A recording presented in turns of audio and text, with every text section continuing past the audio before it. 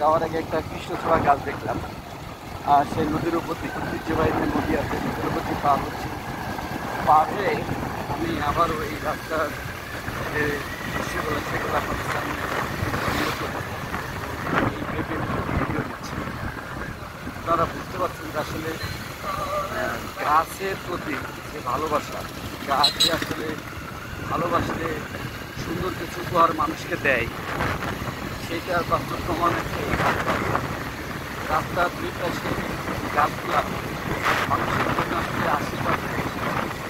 আর আল্লাহ সব কিছু হয়তো মানুষের খেদমতের জন্য রেখেছে। এই জন্যেই আমরা সচরাচর জানি আল্লাহ যে আপনার সৃষ্টি আছে তার সকলে মানুষের খেদমতের জন্য তৈরি করে। কিন্তু গাছগুলা দেখা আল্লাহ মানুষের জন্যই তৈরি করে।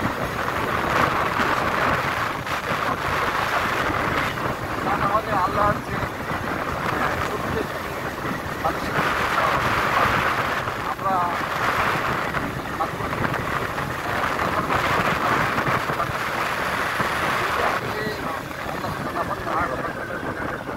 ঠিক আছে, ভালো থাকবেন, মাঝে না আমাদের মাঝে থেকে দূরে থাকবেন।